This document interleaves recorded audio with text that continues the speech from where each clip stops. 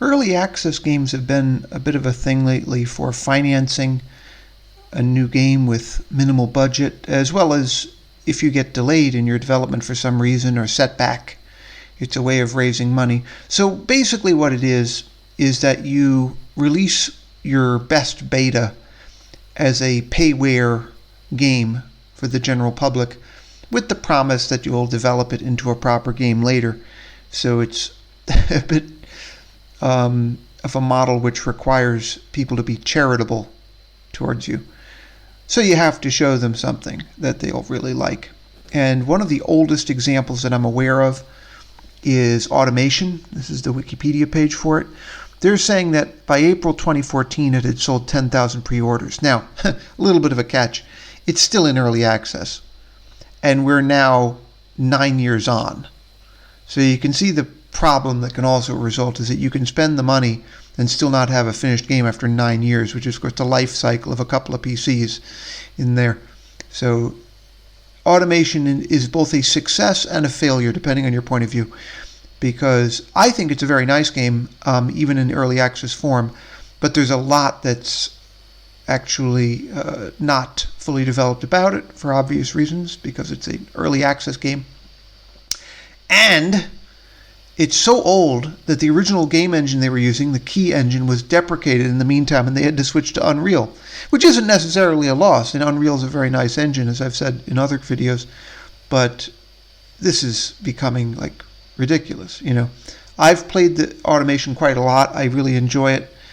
It's sometimes criticized for being too much of a spreadsheet game. It's too much about math.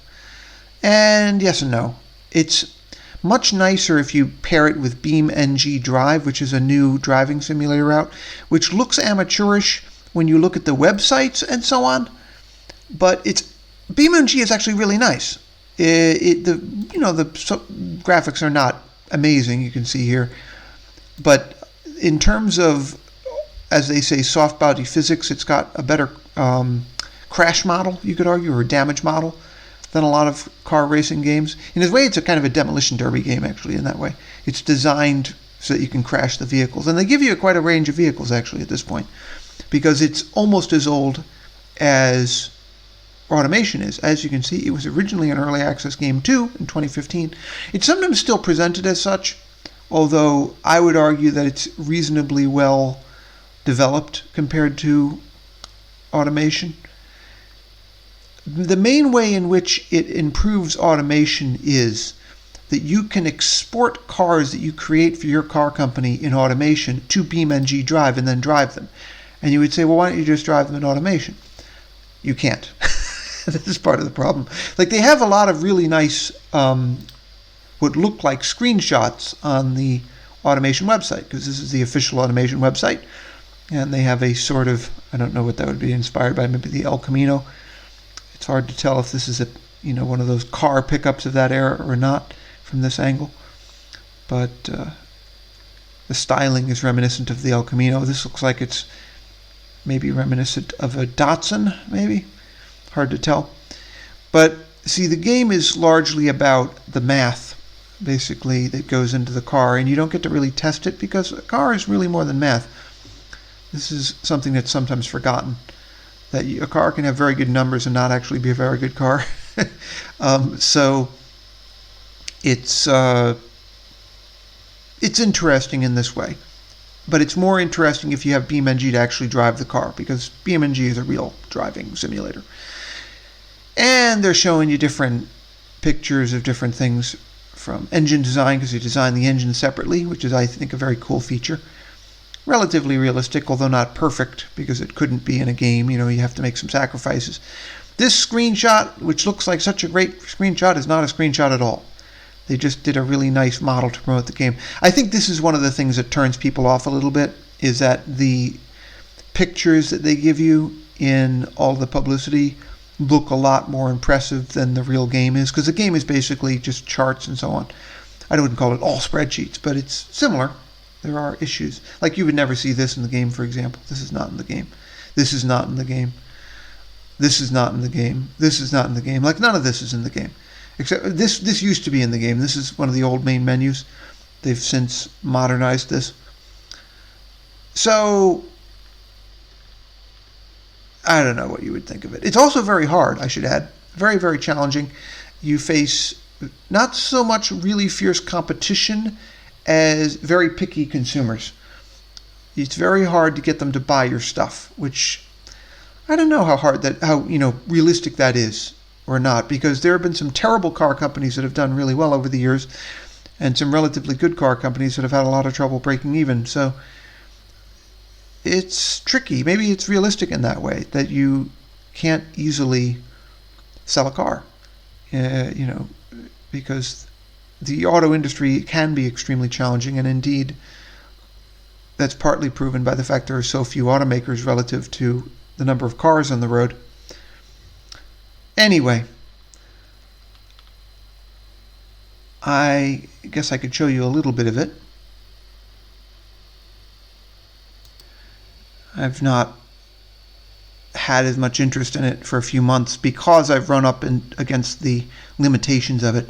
I believe this little dev Ellisberry update is new to me. I don't think I've played it in this version before, but you can kind of see it's so incomplete, even the images don't load.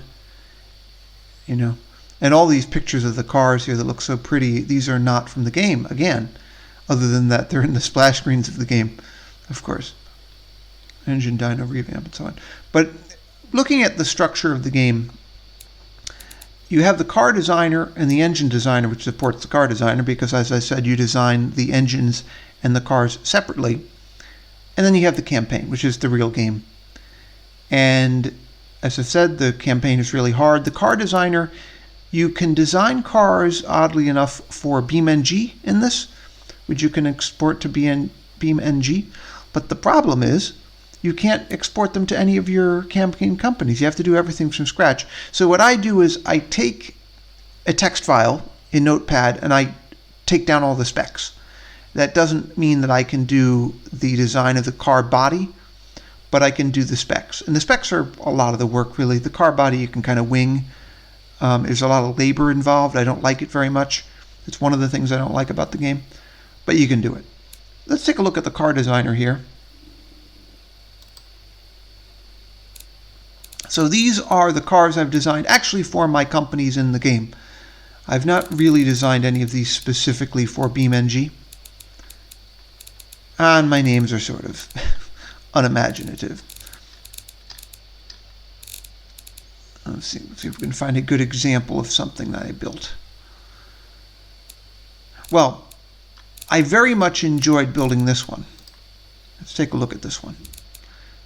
So we go into Revise.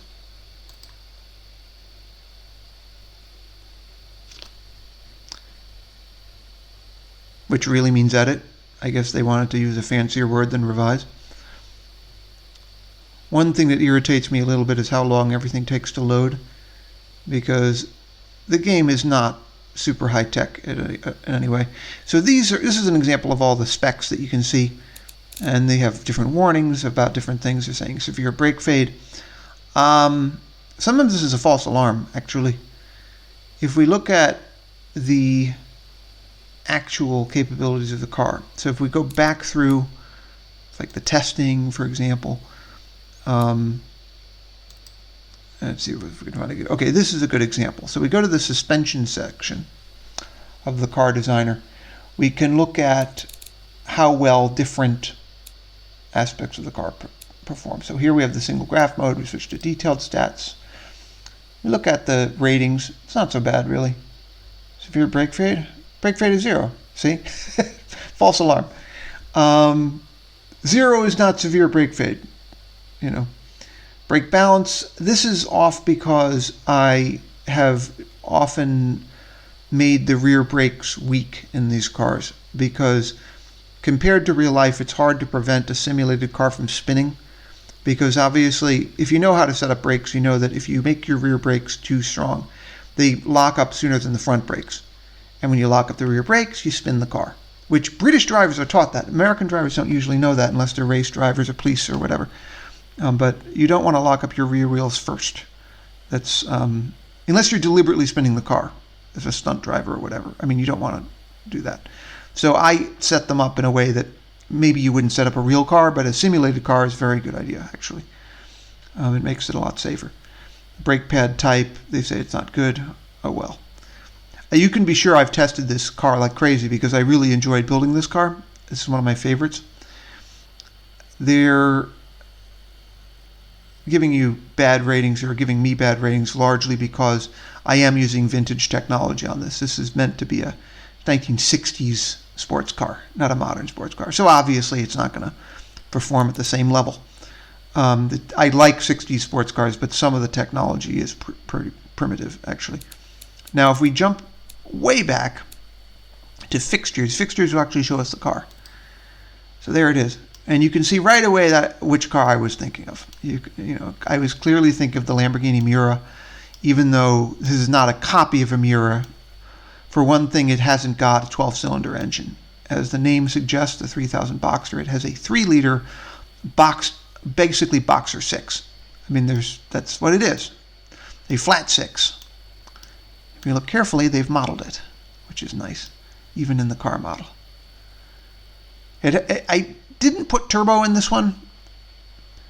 It's actually got Weber carbs, or not really Weber carbs, but you can see it, like horns, like a Miura. I think this is actually a fuel injection system. Let's take a look at the engine. Engine variant. We look at the fuel system. Yeah, it's got injection. Yeah, I gave it injection, but I gave it horns. Go figure. 325 horsepower, which is actually very close to Miura, actually. One of the weaker Miuras. It's an absolute blast to drive this in BeamNG. This is my favorite thing about it. Although I like how the appearance came out. There's a lot of Miura in the spirit of this. The rear end looks a little bit more Ferrari than Lamborghini, but the fixtures they give you, which include the lights, are a little bit limited at this point. I mean, this is one of the many complaints people could have about the game. Some people have done add-on fixtures. There's quite a lot of add-ons that you can get for this, but like another thing that's really hard to do is interior. I haven't been able to get the interior to work very well, so I haven't modeled interiors generally. Even though I could, hypothetically, you'd need a lot of parts. I would either have to model the parts myself, which would take forever, which I don't have time for right now, or you have to get them from somebody else, and it isn't always going to be what you want. But, yeah. We'll look at some of the other features you can fiddle with. Oh, paint. We'll skip paint. Paint's too obvious, right? Drivetrain. This basically means your final drive following your engine. So your transmission and clutch, primarily. So, actually, this clutch refers not to the clutch, but to the limited slip differential, the LSD. Of course, in America, we don't usually use the LSD acronym. We usually use POSI, M-P-O-S-I, for positraction. That's what it means. It's short for positraction. You usually say POSI. But limited slip differential, because it's a sports car. I've geared the top speed for 305 kilometers per hour, which is pushing 190 miles an hour. I have managed to get it to do that, but it's dangerous. It's very dangerous because the car doesn't have a spoiler. It has 1960s, everything on it. It's not modern, It has a 5-speed transmission. I would give it a 6, but again, that's not period correct, number one. Number two, they won't let you do it anyway because the game holds you to the era. Note that I've made it a 1965 model year, so really it's too old to be a Miura, actually. I was being not, as I said, not going for an exact copy of the Miura. I was borrowing a little bit from the Porsche 910 also. A bunch of different cars I was thinking of. I wanted to go with the technology of 1965 because it would be challenging, and it was. These quality sliders matter for the value of the cars. So basically, it will drive up your material costs, but it will make the car more appealing to, customers if they can afford it. So I made the quality pretty high on this. +5 by the standards of automation is very high, but it's supposed to be an exotic sports car that people pay a lot of money for. So there you go. Wheels, you can see the tire sizes are very much 1960s. They certainly wouldn't be what you'd want on a modern car. It's tiny for even a non-sports car nowadays. But I have sports compound. I did give it radials, because if it's a European sports car in the 60s, some of them already had radials. I figured I wouldn't make it too impossible to drive it. And I gave it alloy wheels rather than magnesium wheels, even though just subjectively I kind of like magnesium. Alloys are better, so I gave it alloys. And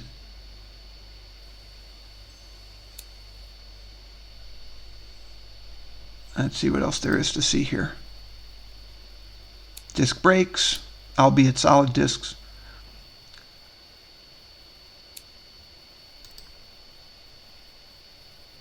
No skid tray. You do have the option of putting in a skid tray, or as Americans would call it, a skid plate. But this is not an off-roader. It's not a F1 car, so no skid plate. And it's a two-seater, of course.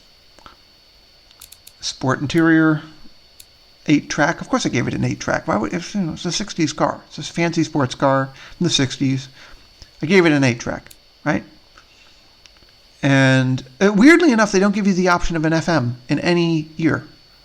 You basically go straight from the AM radio to the phonograph, which, I mean, some cars had, and then from there you go to the 8-track. They don't ever have the FM, weirdly enough. And no CB. You don't have the option of a CB either. So I think that they're being very generic about this stuff. They think, phonograph is equivalent to FM, which it's not. Because FM radios became relatively common after the 50s anyway. But phonographs were never common, ever, in cars. They existed, but were never common. 8-tracks were rare in 1965, if we're really being brutally honest. But I wanted to be fancy.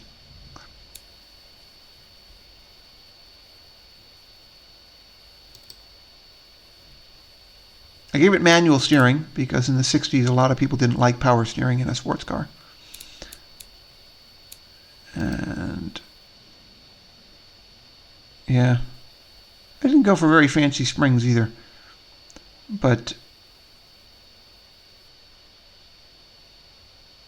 all of this seemed relatively good in the end result. I gave it a $20,000 price tag, which, is in line with expensive sports cars in the 60s, Not most cars. Most cars, of course, were well under $10,000 and even $7,000. I mean, for an example, a 1965 AC Cobra or, very, very high-end Corvette would be like $7,000. So like $20,000 is like in the stratosphere. But I mean, some cars were that expensive. I mean, GT40s were in that range. I'm probably understating. I think GT40s were considerably more than that, actually. Anyway, so if I competed in the game, it would be all based on these statistics about sales and so on, in these different fictional countries they've come up with. These are the types of demographics, or the kinds of buyers who would buy your sports car. So this is clearly a track car, right? So you see hypercar, supercar, track car. Of course, hypercars didn't really exist in the 60s, unless you're counting the Porsche 917. It's maybe the only hypercar in the 60s. But they're counting it as hypercar here, which is silly.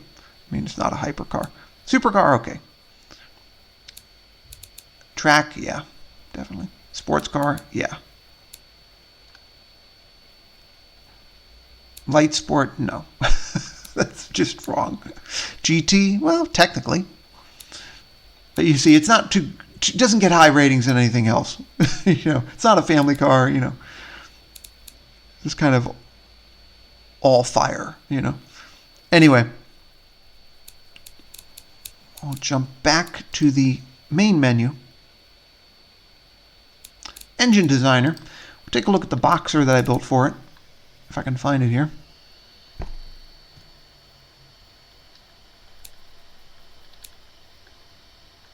I built this a lot of my own interpretations of Chevys and other famous makes of car. not just my fictional engines. I believe this is it. Okay, it's a dual overhead cam flat 6. I forgot that part. So we revise.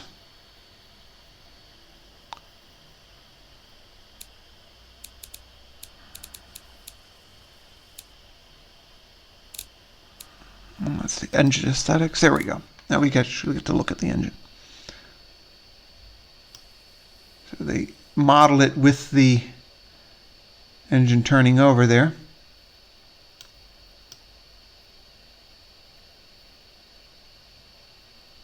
I chose not to paint it. You can paint them all the colors that, say, a 1960s engine typically would be. A lot of 60s engines were very colorful. This one I just left bare metal.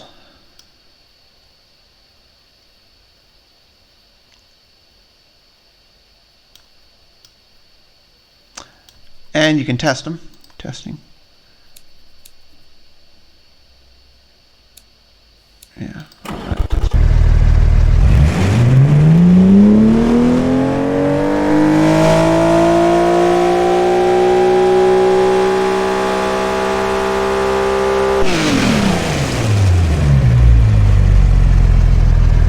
It's hard to tell just from that one test how realistic the sounds are generally, but I would vouch that the sounds are amazing. If you look it up, especially because they transfer them over to BeamNG.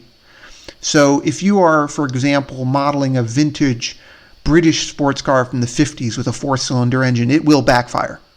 It'll crackle and backfire and behave exactly like an old British car. So it's, and I've tried like doing like interpretations of the Ford flathead, even though it's kind of hard to do because you can't do a genuine flathead engine in automation. I did the same displacement, more or less the same fuel system, and it sounded a little bit like a flathead. A little bit, not as good, but a little bit. Like in general, it's quite shocking if you try to model a real-world engine, how much it will sound like a real, if not that engine, then an engine like that would sound. It's a very, very realistic modeling of the engine sound. And yeah. So anyway, this game, I mean, I will jump to a very quick look at the campaign. We'll start a new campaign.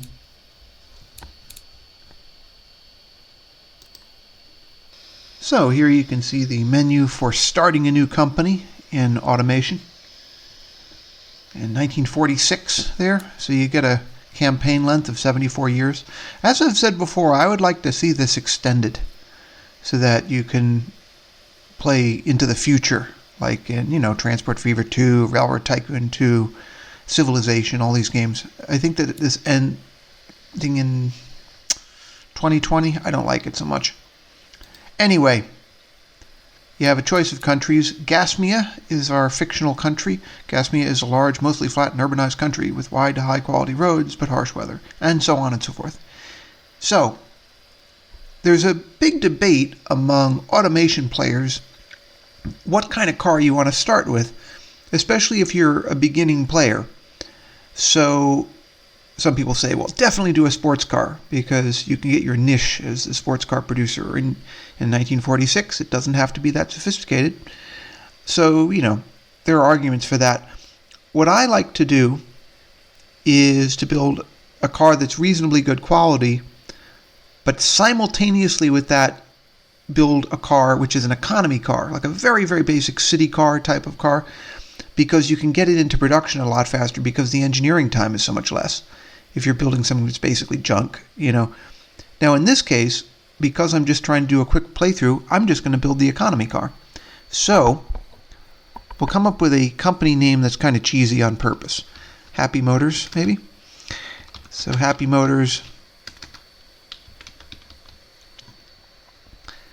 And I think these settings are pretty default, so perfectly okay with me.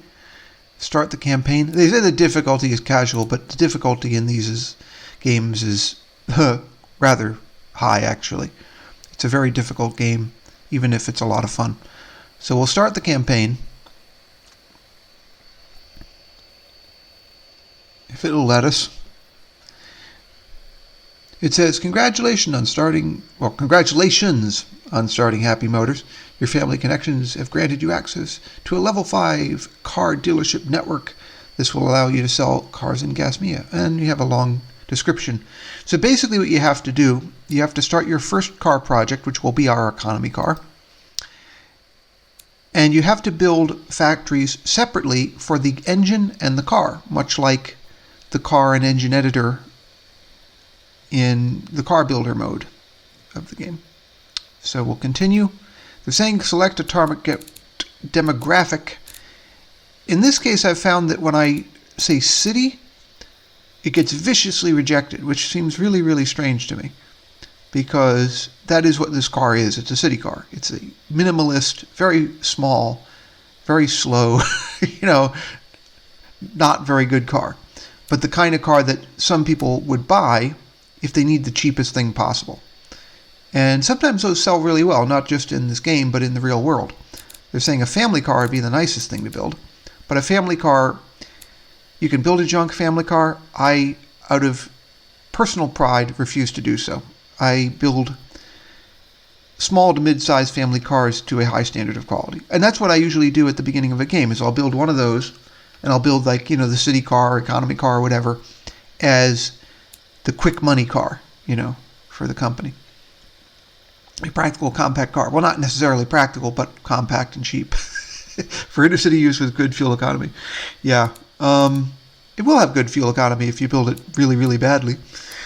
In fact, I think I'll even go with city budget. Why not, eh? Let's go with city budget. Manual, of course, otherwise there's no point. So we have Car Factory 1 and Car Factory 2. They load up our beginning configurations, but mostly I have to put this in manually because I chose it, the manual setting. So you start with the body style. These body styles are generally more modern than the year that's indicated. And I figured out that the reason for that is that it takes a few years to get the cars built, from drawing board to production. So they're actually giving you body styles which are a few years too new for each of these years, because they'll match by the time the car is built. And you can actually go back into wartime designs, which are probably fictional because there weren't too many cars and trucks built during World War II. Some of these, it's not even entirely clear if they're based on real cars. I mean, this is clearly a Jeep, right? But not even an SUV. They're saying SUV, but it's really a UV, a real utility vehicle. And then these look to be based on Fords from immediately before the war. They're saying all this, all that. I think that's new for the most recent update of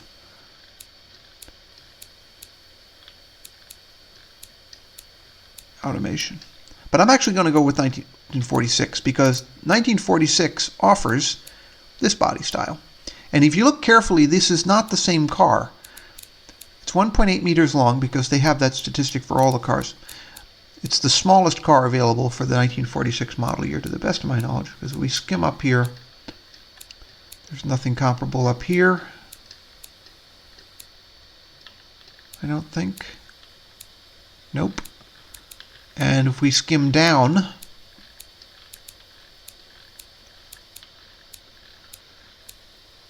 there isn't anything really comparable either, including during the war.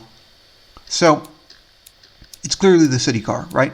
But if you look carefully, even though these body styles are actually cross-compatible, so if you do a facelift on one car, you can build the facelift with a different body.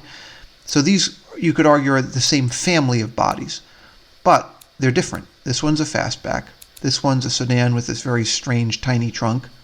This one's a convertible.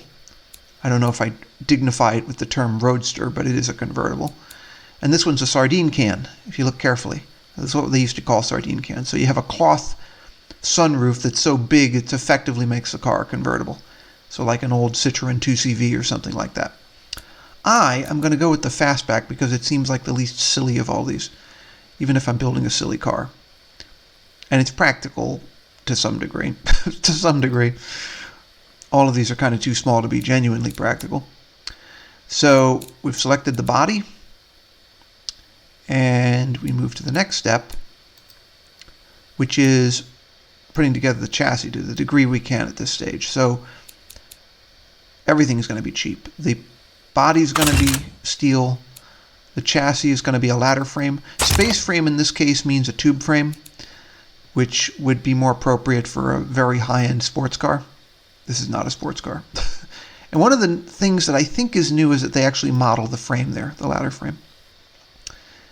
Whereas in previous incarnations of automation, I don't think they actually modeled that. One of the cool things is that as you add things to the car, you get to see them underneath there. So chassis will be standard steel, again, to save money. Engine placement, front longitudinal is the only choice for this body and this year. Front suspension. I'm actually not going to go Leaf, even though Leaf would have been the bare minimum of 1946. It was so old-fashioned by that point that only really Ford used it, and maybe a few economy manufacturers. The Fords were very high quality, but a little bit out of date, you know. So I'll go with coil, but I will go with Leaf for the rear, because anything better than that would be a little bit unrealistic for an economy car, really. So if we look at the suspension, there are the coils, and kind of harder to see the Leaf springs, but just, yeah, you can see them there, just barely. Okay, so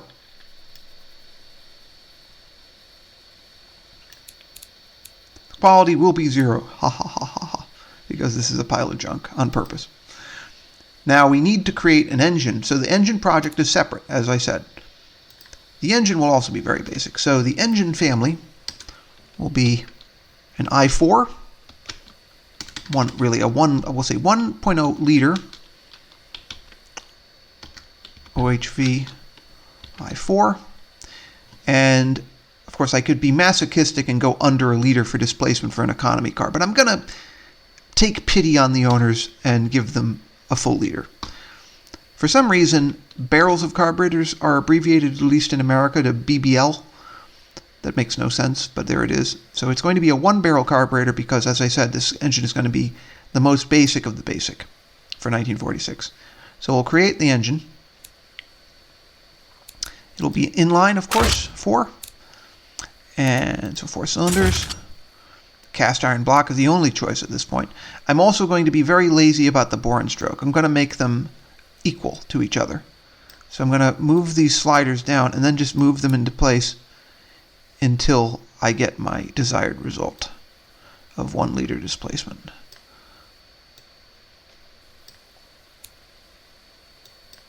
Let's see what happens if I move the other one to 64.4. I should have this memorized by now because I've built the engines like this before in other games, but I'm being lazy now. I don't remember what the figure is if you want it perfectly to equal out to a liter. So right now that's too high, so we drop this back.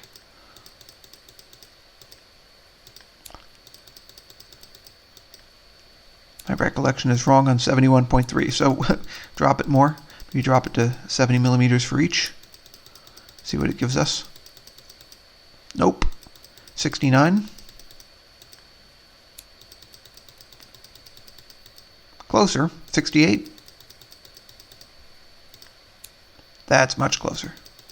So now I'm dropping it below, so I have to go up fractionally if I want to keep them equal. 68.2. There's our answer. 68.3 for both. 68.3 milliliters. That's how you get 1,001 cc's, because you can't get a perfect 1,000 cc's in automation. So we'll just get basic overhead valves. So push rod. 2 valves per cylinder. The head will be cast iron because at this stage of the game you can't get anything better. I am tempted, actually. Oops. Is it still the same? Yes. I'm tempted to make this a little bit higher quality than the car for later, because you want the engine to run. So we'll make it a teeny bit better than the car, just a teeny bit. We'll put a quality of 1. And 1 here. Oh, actually, oh no, I haven't filled it in. Okay, cast iron crank, it's the only choice. Cast con rods, because I'm, again, saving money. I'll go with a damper just because it seems like I have to. And the quality of 1. I'm going to leave these alone for now, actually, because these settings will become more significant when we see what happens with the other engine settings. Obviously, an engineer in real life might not approach it this way, but this is how I'm going to approach it right now, because I found it is easier this way in automation. So, naturally aspirated, I'll put a quality of +1 here, even though I don't think it matters because this car will not have turbo and will not have supercharging. Supercharging has not been added to automation yet, but they're saying it's going to be in the next update. So, good. Give us a little bit more choice. But I would never put a supercharger in this car. So then the fuel system, single barrel carburetor, the most basic one. A single barrel. I'm not going to go with the economy one because I'm not that much of a sadist against the customers. And a standard intake, again, it will not be compact. Because this is 1946, we're going to go with leaded petrol. Even though, yeah, I mean, you don't want this in modern times. But a regular 92 research octane leaded, we'll raise the quality 1 again. And again, the headers will be the most basic kind without going compact. The exhaust will, of course, be single because it's a 4-cylinder car, a very small one. Now, you have the option of putting in 2 mufflers. The developers presumed that all cars have 2 mufflers, which is apparently a thing with a lot of the games developers. They assume cars have always had 2 mufflers, which is not necessarily true. Like a lot of American cars have only had 1 over the years, especially in the old days. So, because this is an economy car, I will put in the rear muffler, but I will not put in the first one because that's just not how this is done in 1946. We'll raise the quality by 1 again. And now we have some performance data that gives us a clue on how we have to tune the car. Everything is good except for the exhaust. Now you'd say, well, what's the matter with the exhaust? It's actually too big. So if we increase the back pressure like this, it actually increases the power rather than reduces it because it's so extreme. And I can also fiddle with the header size a little bit here, make the header a little smaller. But actually, it looks like it's making it worse. I should actually... No, I'm wrong. Let's see what I can do with these headers. That percentage is what basically the closest to the size that you want. You want it to be close to 100 because that will give you optimum performance.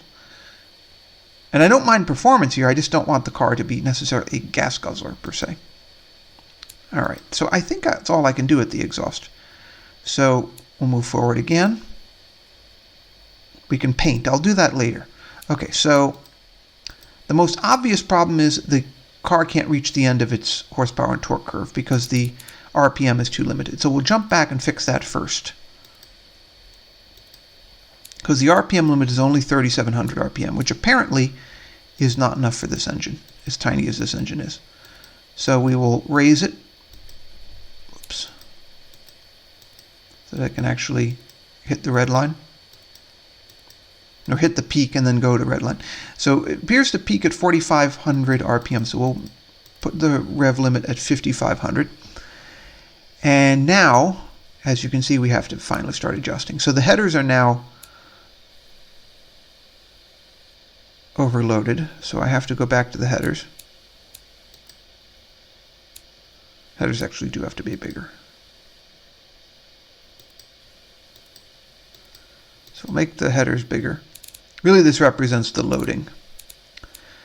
So how should I do the exhaust? Should I make it? Nope, I should leave the exhaust as it is at 19 millimeters. And now I'll start working on the carb, because the carb now is overloaded.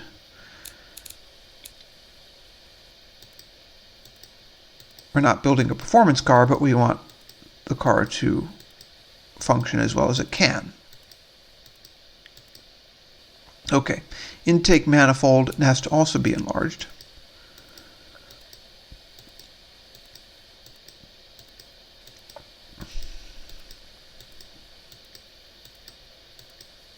And now that's forcing us to enlarge the carb again. And now the headers need to be enlarged again. You say, well, pretty soon the fuel economy is going to be shot, but not necessarily. I'm only going with what the engine can sort of naturally do, if that's the correct term for an engine or any man-made machine. So the rev limit now should probably be 5,800. And it looks like so we check the flow, check the stress. There's no real stress on the engine, which is great. So we have ourselves a reasonably decent engine. So it's comparable in performance to the second generation of Volkswagen Beetle 1200cc engine, but this is a 1000cc engine. This is a 1 liter. So in a sense, this is a more impressive engine than the second generation Beetle engine. And it's much more powerful than the Beetle engine of 1946, which still would have had only 25 horsepower. So the car, we were saying before, Happy Motors, the Happy, let's say 1. Trim level is 1, the model is the Happy. Happy Motors Happy 1. But that's not going to be the name of the engine. You can see the name of the engine here is pretty straightforward. It's what I said before. I just noticed that wasn't filled in. So they're saying the engine has a lot of unutilized octane. Consider using higher compression. We could try that.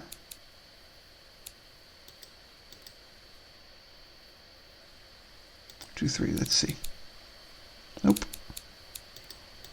This might require further adjustment.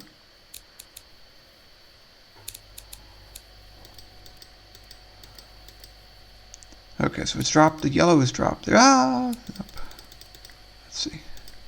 Okay. All right. Has some unutilized. Okay. A little more.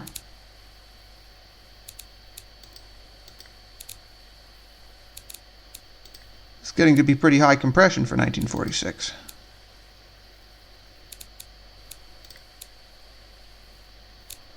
All right, so now we will look at the rest of the engine to see what I messed up there. The flow is still okay. The stress is still okay. And we got 2 more horsepower out of that. Okay. 38 horsepower. So it's more powerful than the Beetle was until later. So it's a competitive car at this point, especially when you consider it's an economy car.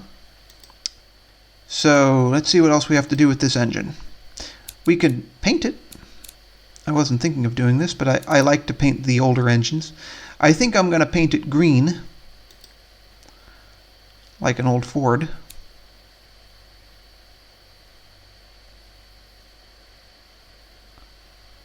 But the question is the best way to do this.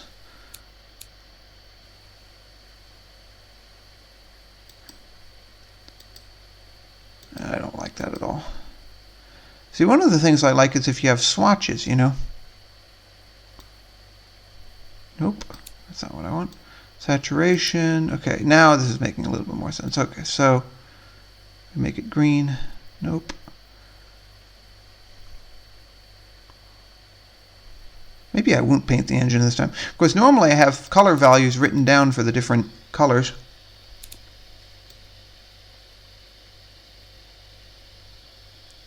Yeah, I mean, that's not really a Ford green.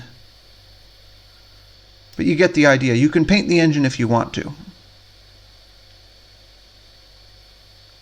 Well, we're not doing a Ford. What am I worried about? Let's try it. Accept paint. Let's paint it. So the valve cover. With a smooth finish because it's economy car again. See if we can do something about the block. Shouldn't be sparkly like it, but actually we can adjust that. Okay, so valve cover. Paint.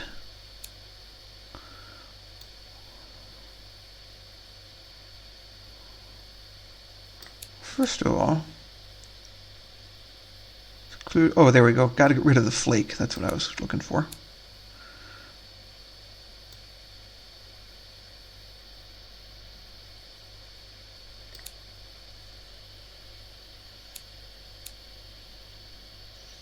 I guess we want the hex value, don't we? Oops.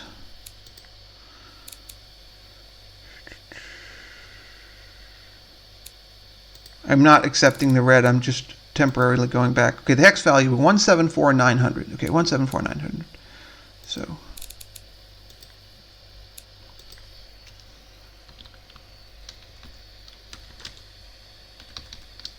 there we go. Now it'll match. And so accept it. Valve cover trim, leave it alone. Valve cover both, leave them alone. Intake manifold, we'll go with the same color.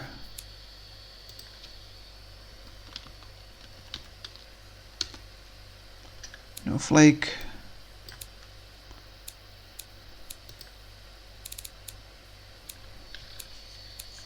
Air filter I think we'll leave alone. Timing cover, green again. Or 174900. With no flake.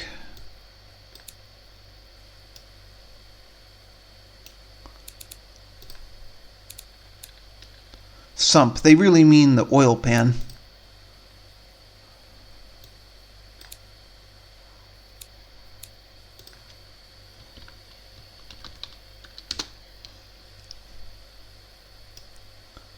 There we go. So we have a decent looking engine there. I don't think they let you repaint the other parts like the water pump and the alternator. I don't even know if I want to do them. There's a water pump. No, it doesn't look like you can fiddle with the water pump or the alternator. And they're proposing messing with the headers, but I'm not going to mess with the headers. This is actually only aesthetic. This will not affect the engine's performance at all. So we'll run the test.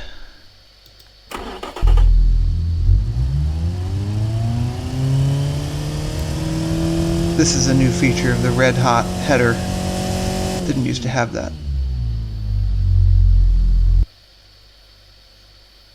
It's a little bit funny that an engine of 38 horsepower would do that too, but oh well. So we have figures, performance index, cooling, smoothness. These ratings look reasonably good. Obviously the emissions are horrible because of the leaded gas, leaded petrol. Yeah, these are actually decent numbers. Decent numbers. Alright, so back to the car design. So the body quality will go, no, actually no. I'm getting ahead of myself. We want this to be junk for economy's sake. So the next step will be paint. I think I'll just paint it yellow. Metallic red is the default color for almost everything in automation. But if you go with something else, first of all you have to get rid of the so-called flake or metallic look. Here the shine can be adjusted. I'm going to keep it at full gloss. And notice different parts of the car are counted as different materials. Not counted as different materials, they are. That's how it's modeled. That way you could do a two-tone paint if you want to. In this case, I'm not going to do that. I'm just going to make everything yellow. And you can clone the paint, as you can see here. So, actually, it's weird. Let's see. Nope, I don't want to clone. What are we doing? Undo changes. Back. Paint, clone. Why is it not cooperating? Oh, I see. Apply paint. There we go. And there you can see it's fixed it. So, then the trim, like more like the rocker panel area. Then we have a yellow car. So next step. Whoops. Back to paint slots. I'll leave the rest of it alone because we want some chrome on a 40s car. You can change the wheels, of course, but I'm going to leave the wheels alone this time. I'm going to just leave them be.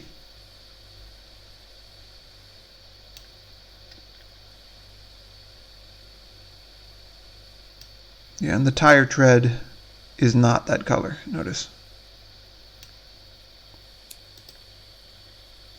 Alright, so these are the fixtures that you put on the car. So we need some headlights. I'm going to go with single headlights. I'm probably going to just reuse what I always use. Looks like they've added a few since the last time I played the game, because I am a little bit rusty. I think this is the most generic headlight I can think of. Now, having said this, one of the nice features of the fixtures is that if it's going to be a dual part, like headlights, they align the other one with the one that you're putting on. So you can put them on two at a time. So they align just right, like that. So if we... One other incidental thing is these balls here switch between move and resize. See? That's important to know, although you can kind of tell from boxes for resize versus arrows for move, like a lot of 3D graphics programs. They're keeping that pretty conventional. So then we have the grill, if I can find it. Yes, there's a grill. And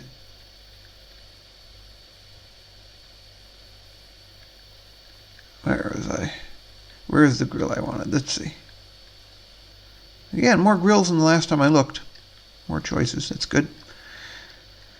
There we go. We have to have the Happy Grill. There are several Happy Grills here, but we'll go with this one because it's Happy Motors. Although I think I would try a different Happy Grill. I don't like that one. I think we have some other choices here before we make the plunge. Not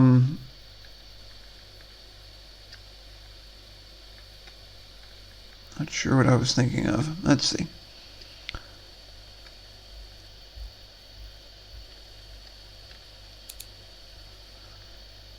Maybe that is the one we want. Let's see.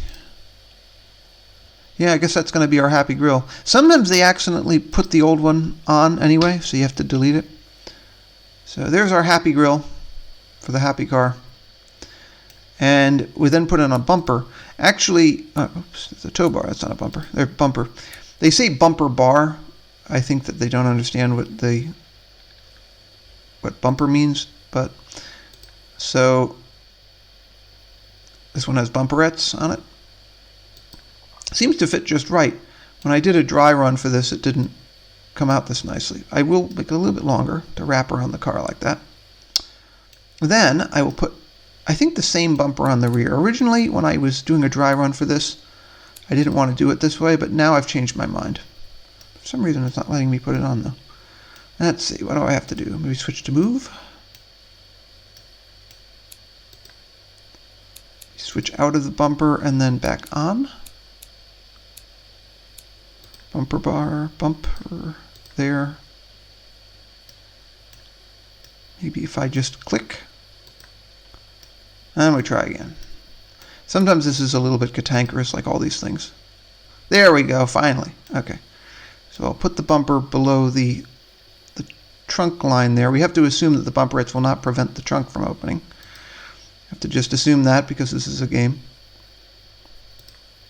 We'll resize it to wrap around the car.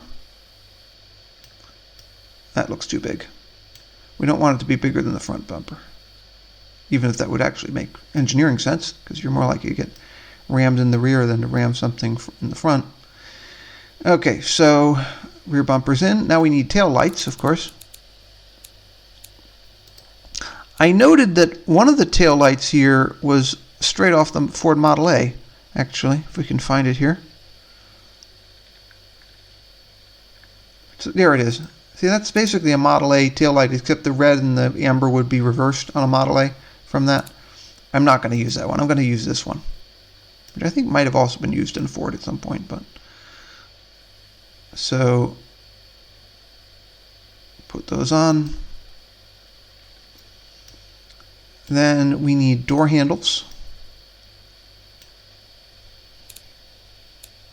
And I think the only door handle which really makes sense for this car is this one. Anything else kind of looks too recent. So we'll put that on. The door handles, just like the lights, are paired. So that's nice. Also, another thing you can put on, although they're not paired, are windshield wipers. but they're kind of in a miscellaneous section. I have to find them here. So, miscellaneous features, is that where they are? Let's see. I can't remember, actually. You get luggage racks and stuff in here, too. There it is. Classic wiper with the chrome, or bare metal, anyway. One of the things I remember is this car is so small, you only need one wiper. So that's what I'm going to do. I'm going to put one wiper on it. Now here I get to use the rotate. Oops. It's fighting me again. Let's see. What am I doing wrong? Oh, there we go. Putting the mouse the wrong way. Okay, so one wiper for the tiny little car. Because it really is so tiny, it only needs one wiper. And then directionals, or parking lights, possibly in 1946. I don't know if all of them had standard directionals by 46. And so, this is a fictional car anyway. Those are actually pretty big. I think they're too big, so I'll resize them after I put them on. Put them on, scale them down. Make them more period correct.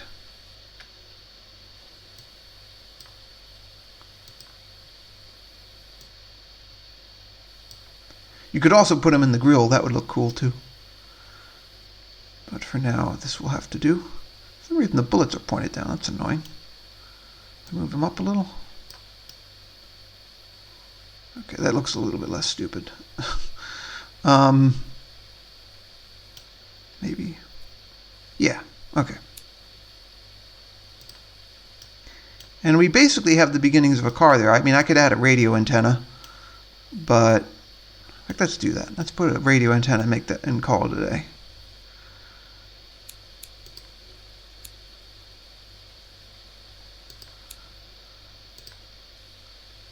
Now these are very tricky to install actually, because they tend to flop around, you see. Sometimes they're the wrong size. I mean, this one looks basically too big. But my sense is they did a much better job on this version of automation in getting these to not tilt around compared with previous versions. Like this is actually much easier than I was anticipating, if I'm being honest. Maybe a little bit too big, but you know, it's possible to get too worked up about these things. Yeah, it came out better than I thought. So they have made some significant improvements to automation since the last time I played.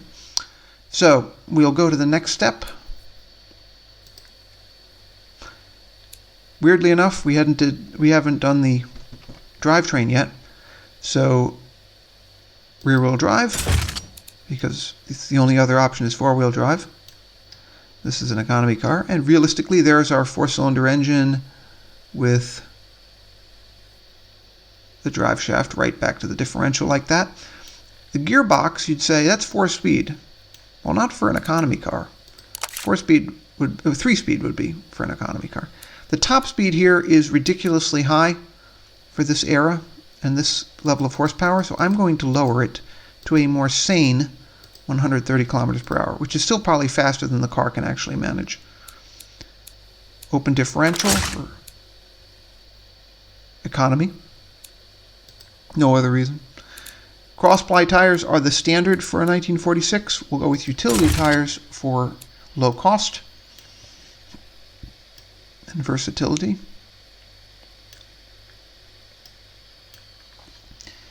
And you might say 10-inch rims are tiny, but look at the size of the car. And consider that traditionally cross-ply and bias-ply tires don't have a low sidewall at all. The sidewall is more or less as tall as the tread width, so you can't have as large a rim on a cross-ply or bias-ply tire. So, next step, drum brakes. Because it's 1946, I will lower the rear brake force, because what you don't want is the rear brakes locking up before the front, because it'll spin the car. British drivers are taught this as part of their driving test. You're taught how to spin a car on purpose by pulling the handbrake. In America, most people don't know this, but it's true. You don't want the brakes in the rear to be as strong as the brakes in the front. It just doesn't make the car safe at all. You'd think it would, but it doesn't. Because basically as the car leans forward, and it then lifts the weight off the rear wheels, and so it makes them more vulnerable to lock up and spinning. Then no skid tray, or skid plate as we would say in America. 4 seats, okay, just barely. We'll let it have 4 seats, even if that's kind of crazy. Basic interior, I'll let them have the radio because I put the aerial on the car.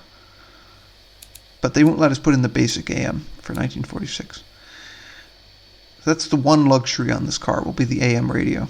You can also put in phonographs and stuff, and 8 tracks and stuff like this later on, running up to modern day infotainment systems. Manual circulating ball is the most basic steering they give you. I found the rack and pinion isn't always the best choice, even though you think it would be. But also it's a cheap option here. I'll go with advanced safety. That will be the other place I'll splurge. Maybe even raise the quality a tad, so that I'm not selling a death trap to people. Now these ratings are really bad, but that's because I haven't set up the suspension yet.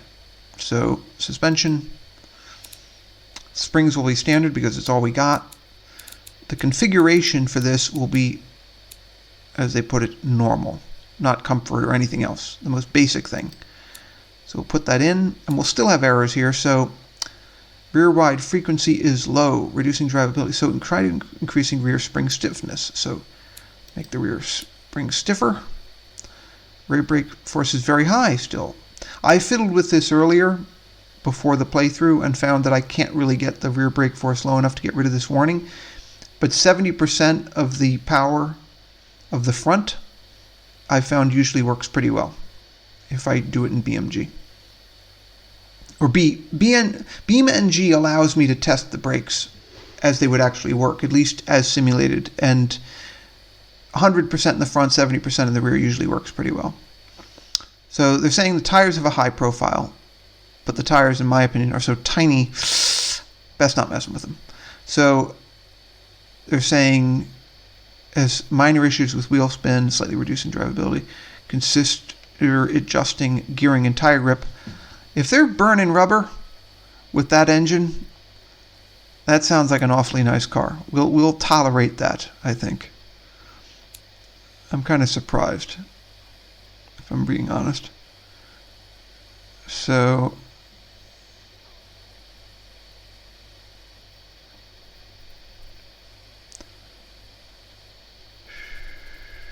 yeah, and tires are wide. I'm never going to complain about wide tires, especially on a car like this, which has tiny tires. So actually our rating for city isn't as awful as I thought. It's actually better than for any of these other things. City budget's even maybe a little better. So could be worse, right?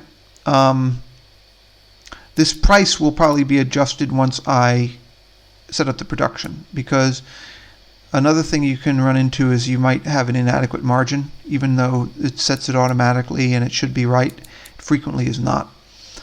So you can also do design. You can just take a look at it that way. Stats, this is very useful because it really tells you whether you have anything wrong.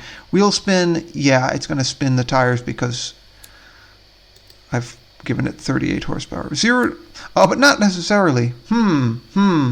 21 seconds, 0 to 100 kilometers per hour.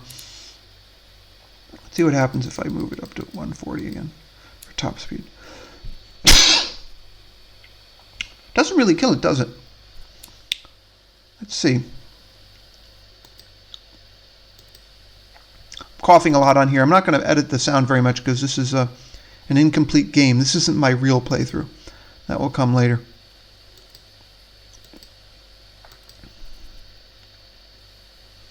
Yeah, wheel spin's reduced a little bit. Brake fade is down to the fact I'm using drum brakes. Torque curve is good. These other things are down to the economy. Suspension is considered quite good. Performance is going to be bad, and handling and brakes, I think it's mostly down to... Well, they're saying the brake balance is really bad. Let's see if we can fiddle with the brakes and fix them, just for laughs.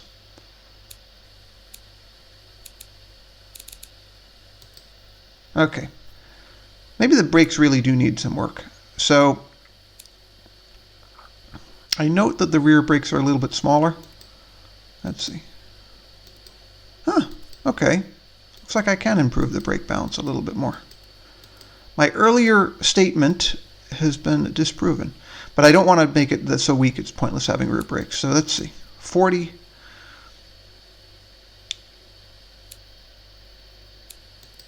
What happens if I go up? No. Of course, I can also overpower the front brakes. See what happens then.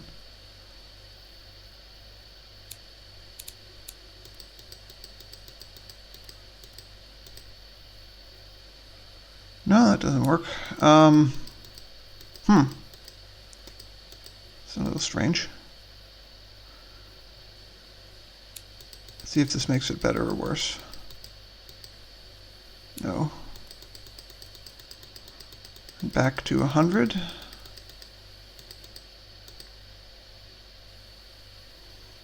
Well, the pad type, change it. Let's see. Nope. Or maybe if I go the other way.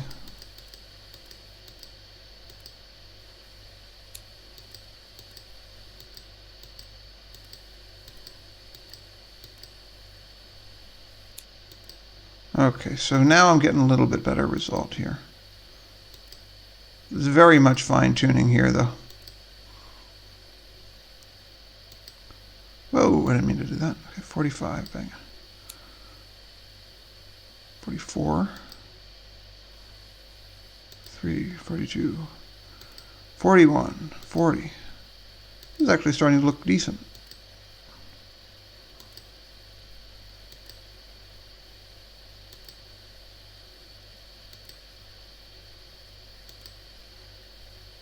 Okay, so that's too much.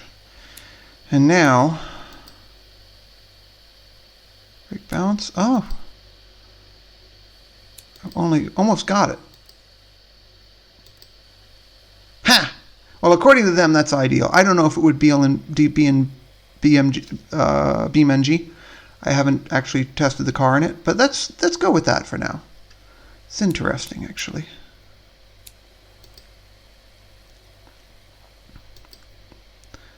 Handling is not going to be wonderful because of the tiny tires and all of that, generally.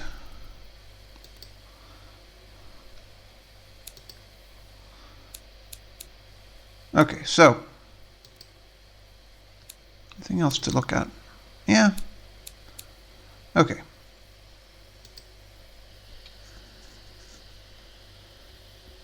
So all of these complaints are basically. Let's see what happens if I increase the brake size and get rid of that fade.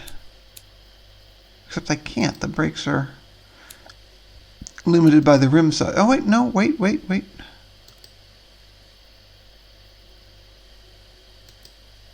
No, it screws up my balance. The balance is more important than getting rid of the fade. Okay, so.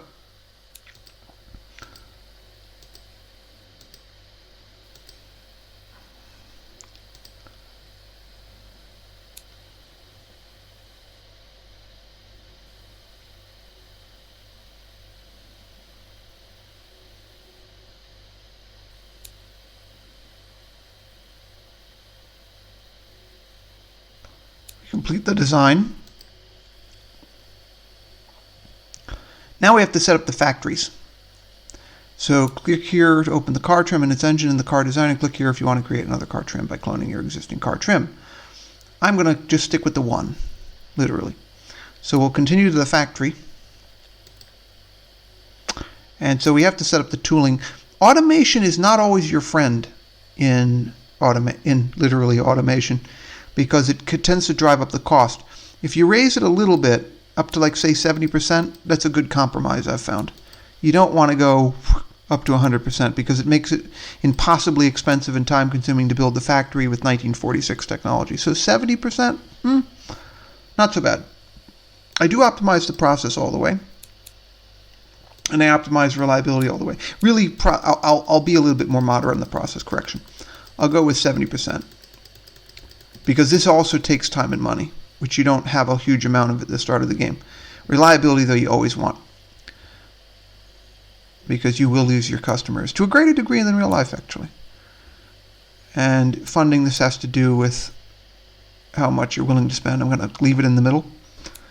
Determine the price through other means. This is whether you pressure your workers to work or to train. I'm going to leave that in the middle. And that's our engine. Let's set that one off.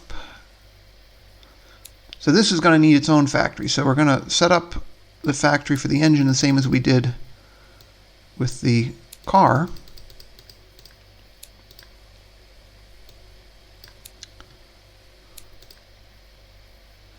The engine factory 1. You can name it anything you want. You could say, you know, River Rouge or whatever, but I'm not going to.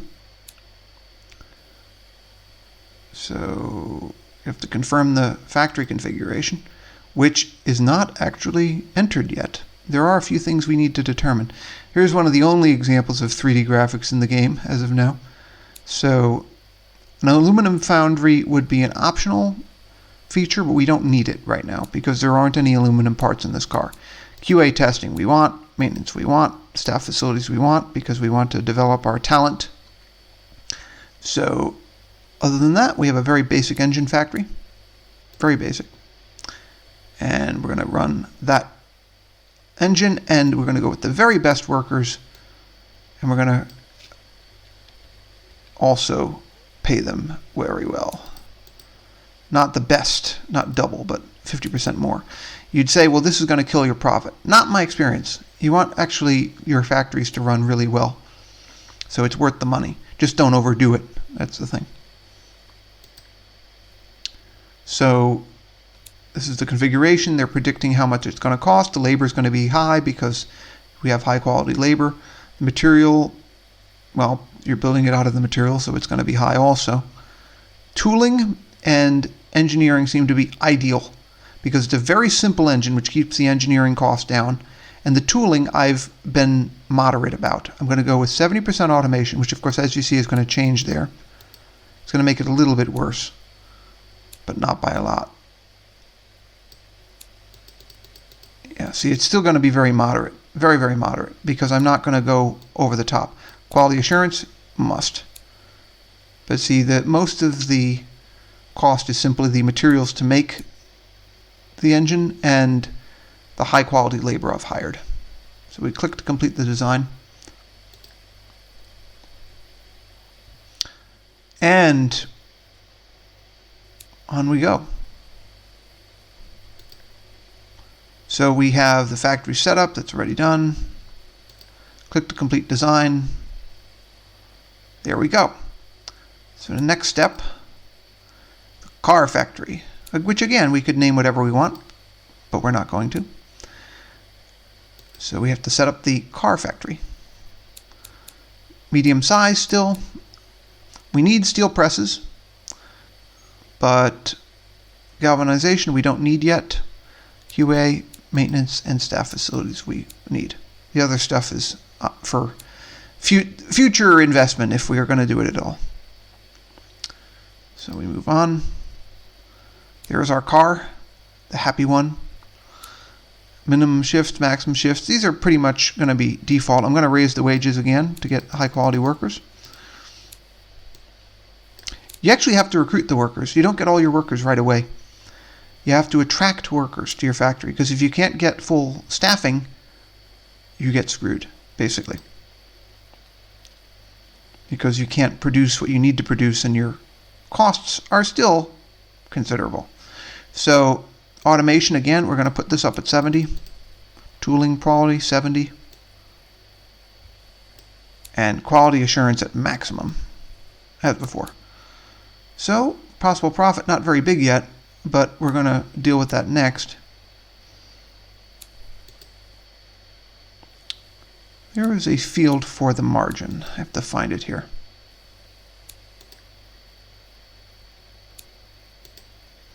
Maybe I'm looking in the wrong place. Let's see.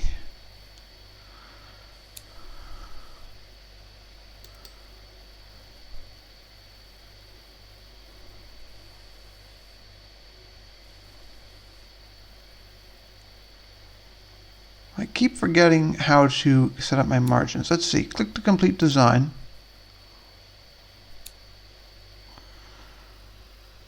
Ah, yeah. Okay, so we're only setting up the factory. The margin stuff is next. Okay, so we move to the next step. Now we set up the margins. The margin per car is going to be 20%, which should be plenty. Sometimes they set this at 0 on you, which kind of screws you over. Deposit, this is because you get a lot of pre-orders. They do have that simulated.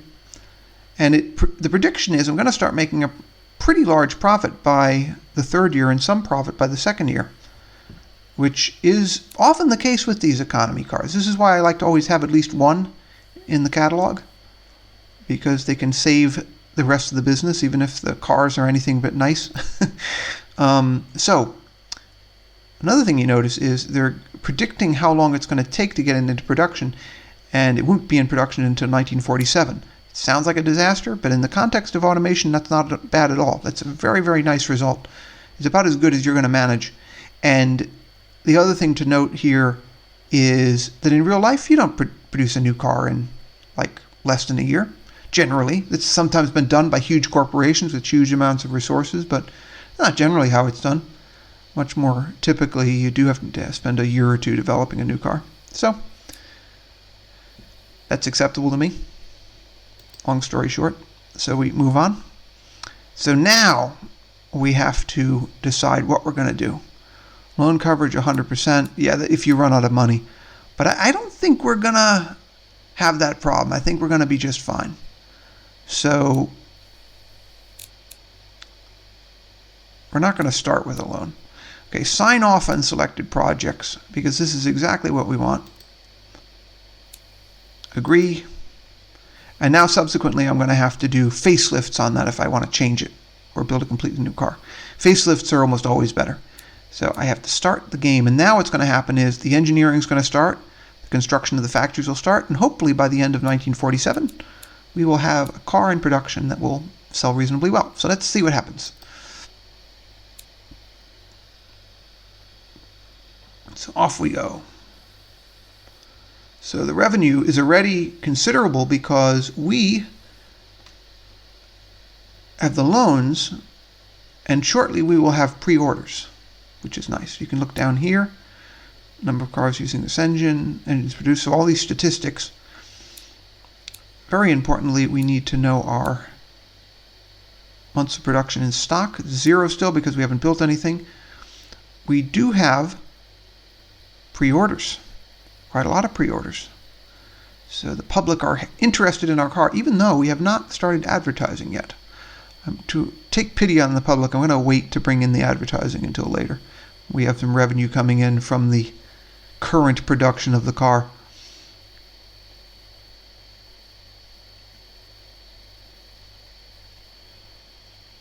Let's see, already 312 of them sold, and we haven't even put it in production yet. Now 416. Popular car, apparently. As I said, a car doesn't have to be good to sell well. That's the thing.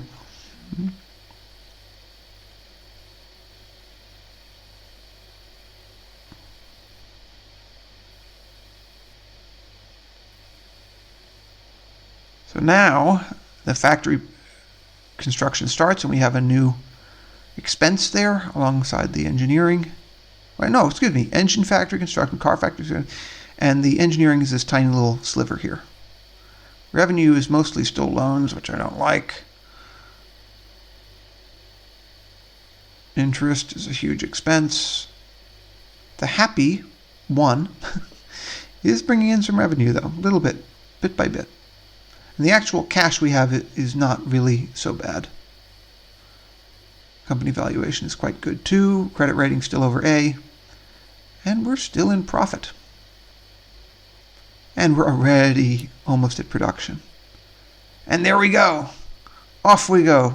So now our new car is being produced, and we got already that many orders.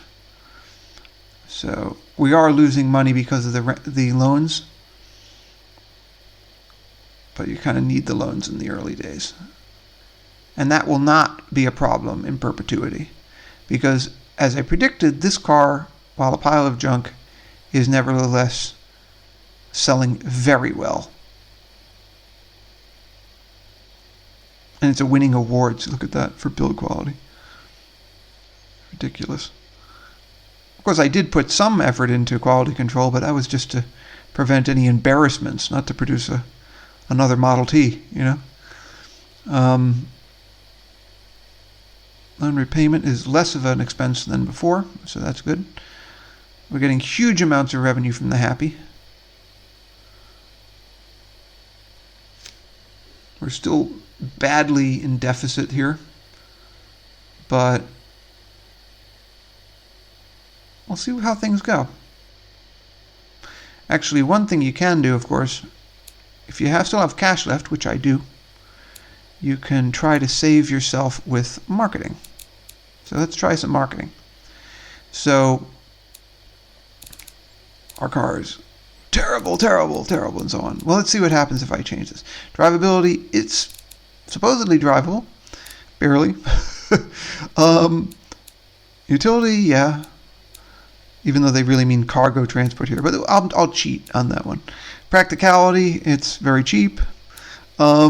Off-road, not really. Fuel economy, yeah, we can do that, right? We can emphasize that. Reliability, well, we have quality control. I can pretend that's better than it really is. Sportiness, it's not sporty, come on. We can also market the company more generally. Prestige, let's go over that later. So, total marketing cost, $667,000. I'm okay with that.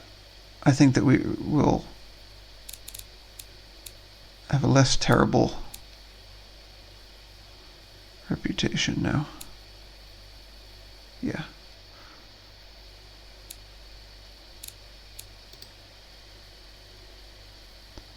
Alright, so let's see how much our sales go up from that.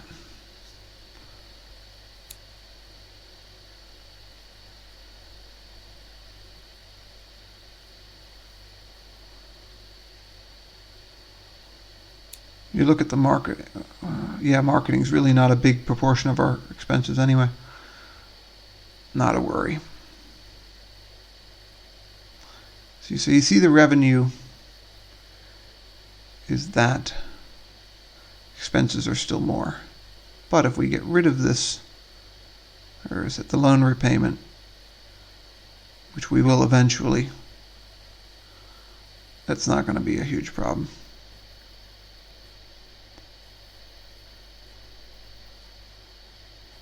Although, always at the beginning of the game, I feel a little bit uncomfortable with this situation, where I'm in a loss for an extended period of time. Actually, what I should do is double check whether the car is really making a profit in and of itself. Shouldn't just take their word, right?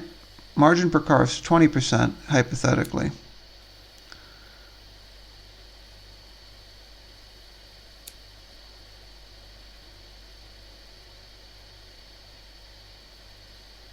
Well, this is going to go on forever. Let's see, calculate forecast.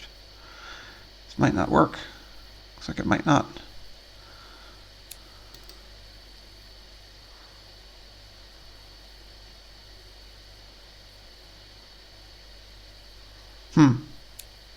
Oh, there we go.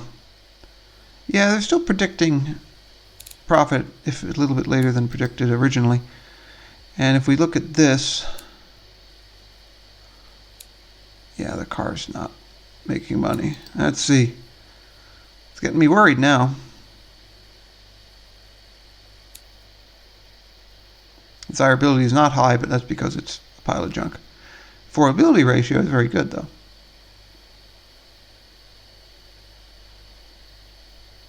And our revenue is climbing.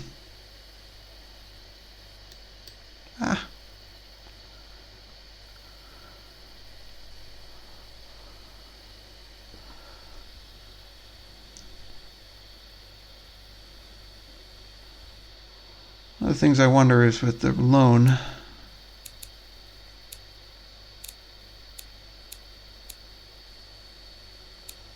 Company finances. Let's take a look at the company finances.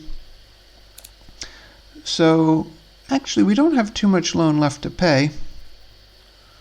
I think once we have the debt service over with,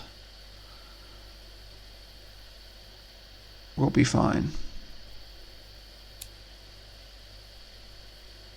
especially because the monthly payment is quite large, actually.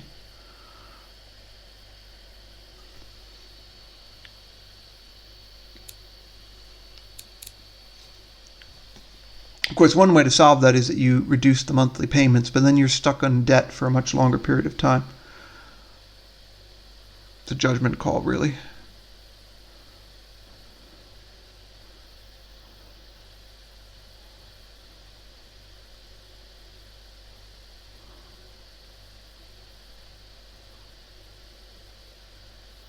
It's annoying that for several years, though, this car has been losing money in spite of selling really, really well. Okay, the car is in profit. And what? Yeah. The debt service is over, so now that's why we're in profit.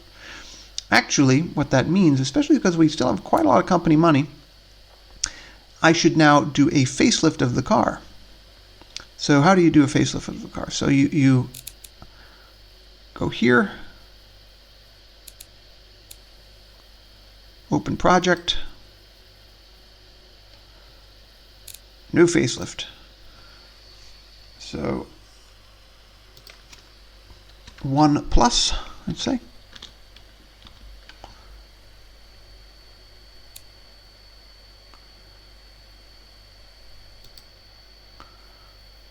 Enter the car designer.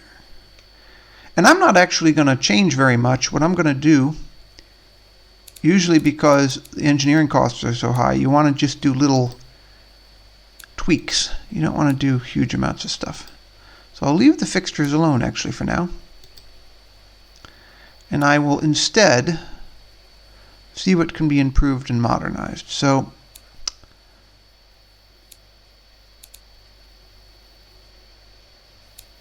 I could add a manual locker, increase the quality. See if I can increase the body quality while I'm at it. Yeah, so I'll increase the quality just a little bit and surprise people pleasantly. And the tires really I can't do much with except raise the quality again, because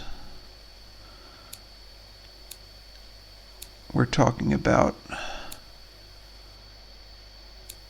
an economy car with primitive 1950 technology, 1951. So the brakes, I still don't have anything really impressive, so I'll raise the quality and not do much else. No skid tray, but I can raise the quality of this if it does anything at all. And I will upgrade the interior to a standard interior. Will I downgrade the radio? No.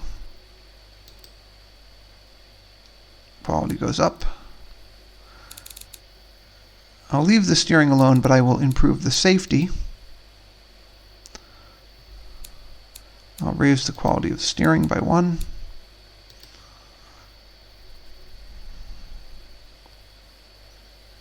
And nothing to see here. It looks like I can raise the quality again.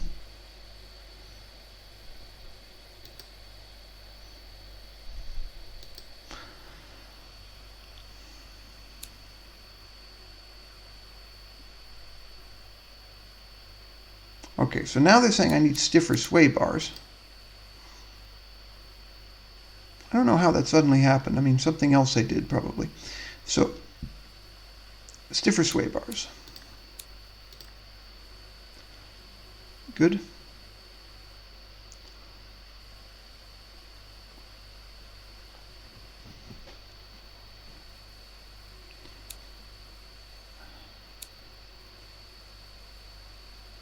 Could lower the ride height too. That should improve handling. Maybe I can't lower it. I guess not. Okay. Anything else I can do? Nah, everything is basically limited by technology. Pretty much. See if I can fix those brakes a little bit more. Up is bad, down is what?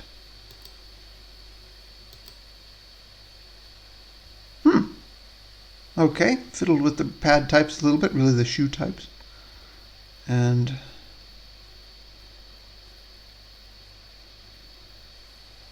I'm getting some decent improvements here. Okay.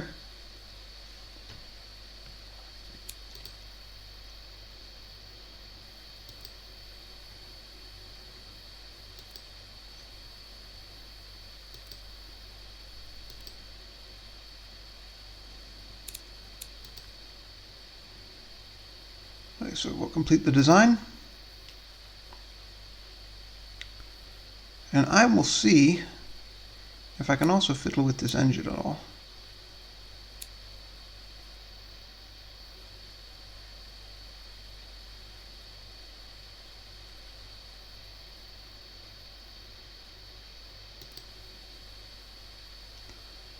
So the engine, new engine facelift. I guess we could call it the Mark II, but I would like to call it something else. So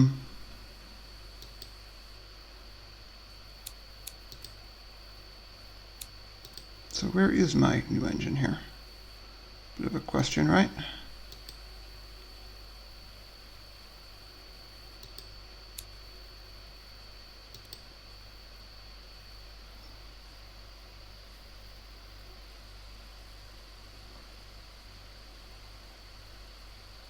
I don't trust that. Let's see. I don't trust that at all. What's going on? I want another facelift here.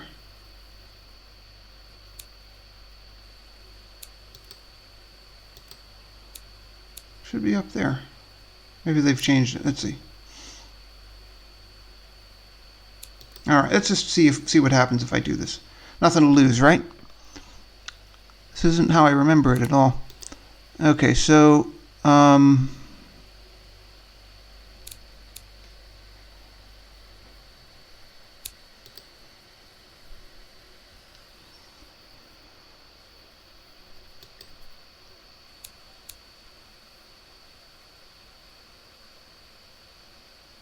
there we go. There we go. There we go. Okay. This all makes more sense now. So, again, we'll do the plus.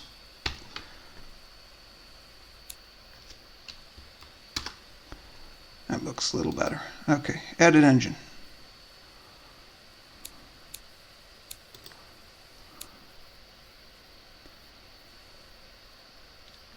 Not a huge amount I can do, is there?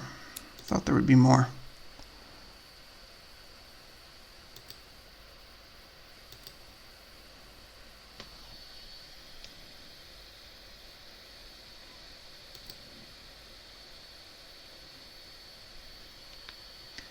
Improve the muffler. It's a little change.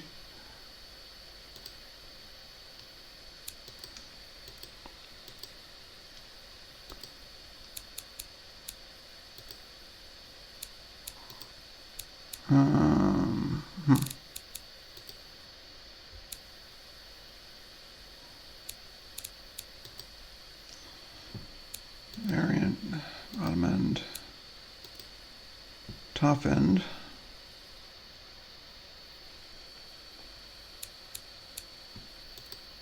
Okay, that's what I want. I wanted to see the graphs. All right, so the exhaust system needs to be tweaked just a tad. Headers need to be enlarged.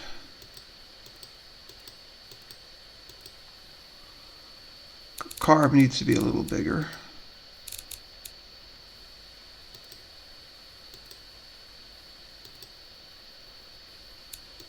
Two. Okay, so the manifold has to be bigger. All right.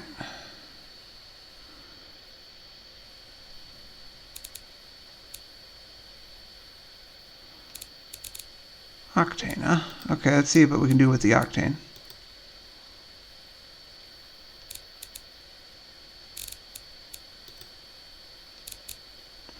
Okay, so they're saying my numbers for this engine are perfect, which is awfully nice.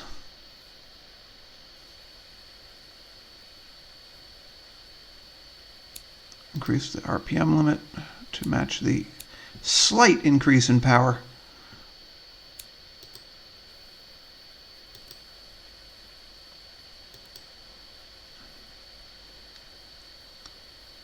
All right.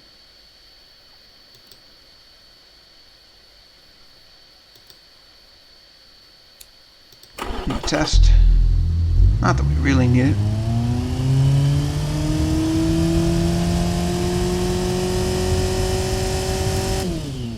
Okay.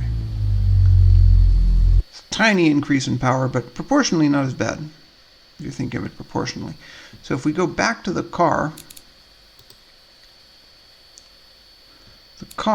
could now use that engine. So we'll go back to the car designer.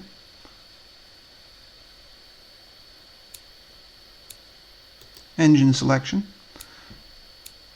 Existing engine. The plus.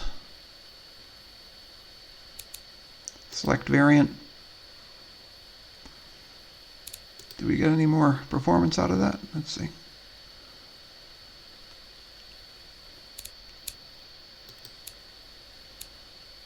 Yeah, we got 1 more second, 0 to 100K, although it's still slower than a Volkswagen Beetle. But look at our numbers. Our numbers are suddenly much better, probably because of the increase in quality. So, I'm not complaining. Alright, so let's put this facelift in production, although it will take a few years for it to be released, as usual.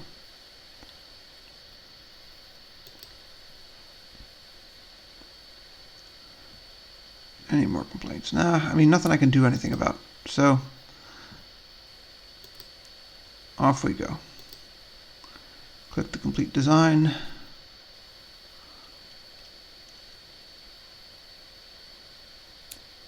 View next panel. Does any tooling have to change? Does anything else have to change? I don't think so. Engine production, does that need to change? I don't think so.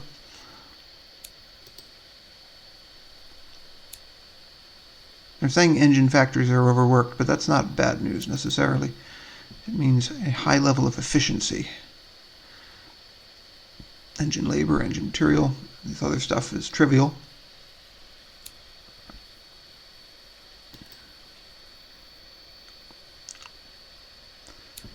So off we go. So it looks like we're going to do just fine.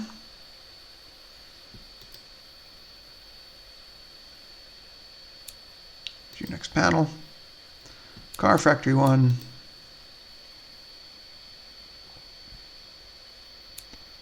I think, again, I'm not going to fiddle with the tooling at all.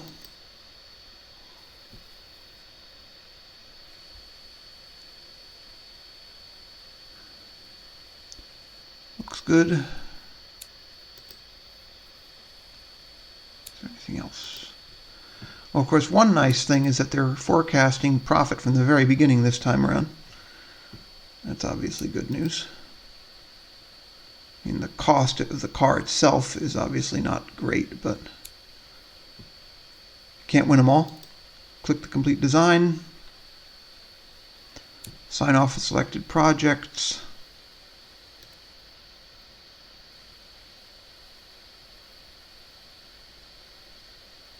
Yes, agree. So then we have the engineering time there again, but the reconstruction of the factories is minimal because all we're doing is a facelift with relatively minor tweaks around the edges on the car and the engine.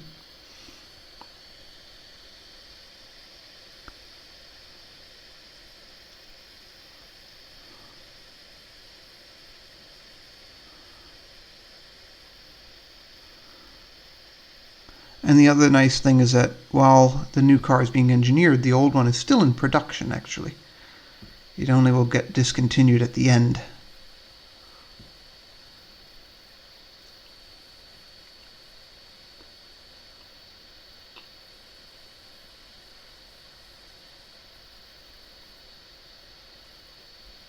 See how our expenses are.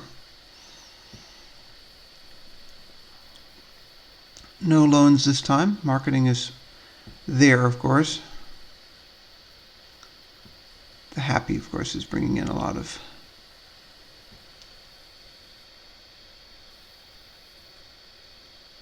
revenue.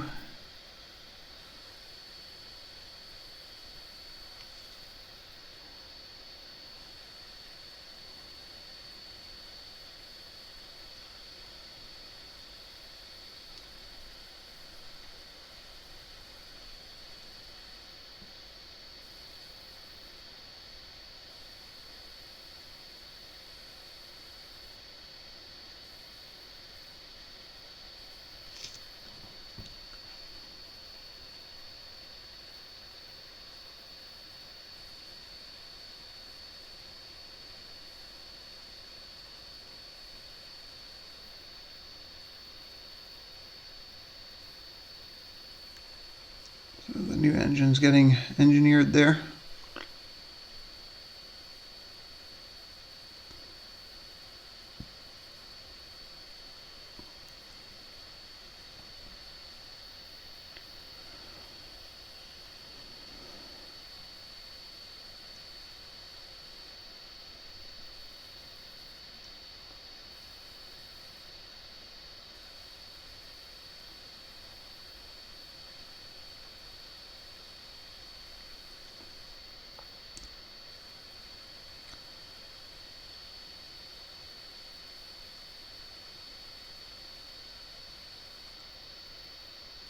So, higher refresh costs, pay in cash.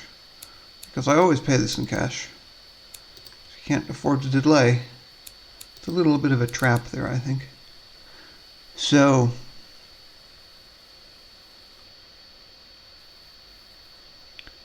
the new Happy One Plus is now in production.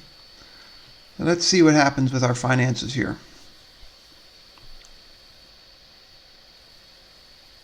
Yeah, loan repayment is not so significant this time.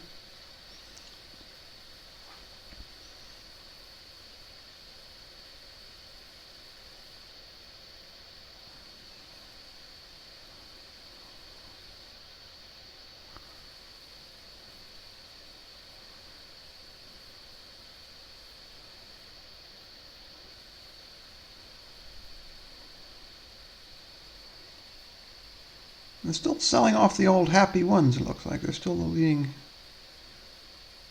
product. Which happens. It's realistic, actually.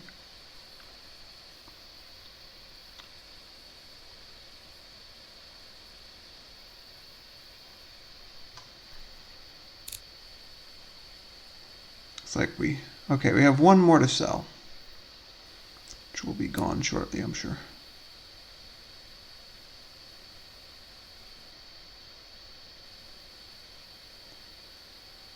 So now we're in profit again.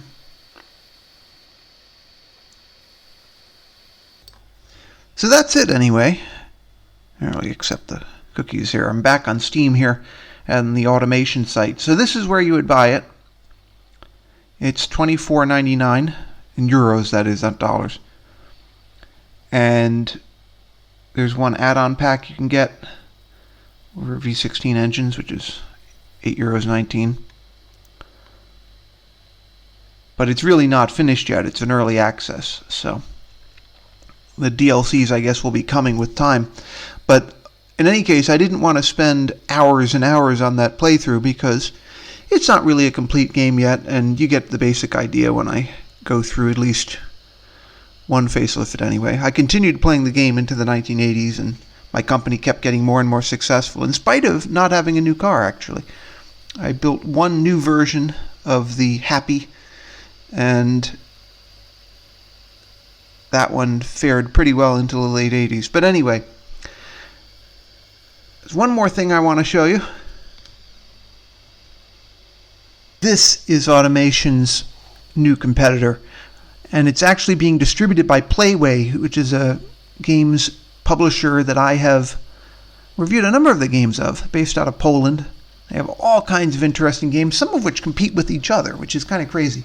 They're really megalomaniacs when it comes to grabbing projects to distribute, which also means that for the gaming public, you get a lot of really nice things getting released that might not have otherwise seen the light of day. This is a much more visually pleasing car manufacturing tycoon game, I think. And it goes back a lot much more in the history of the automotive industry. You're not limited to the post-war era. It's very, very much more free. And I can hardly wait for it to be released. This is another early access game. And planned release date 2023. There's some talk of it being released already. You can get the prologue version, which is sort of like an early access. I haven't tried it yet, but I would really like to. Looks like a ton of fun. So, you know, Automation are going to have to get their act together, unfortunately. But I've also, I should say,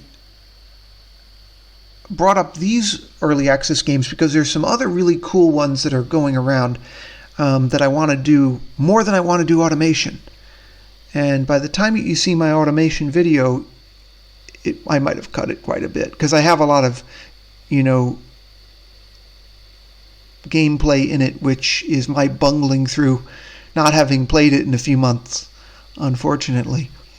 So I have more interest in showing you a couple more early access games which have not been stalled quite as much.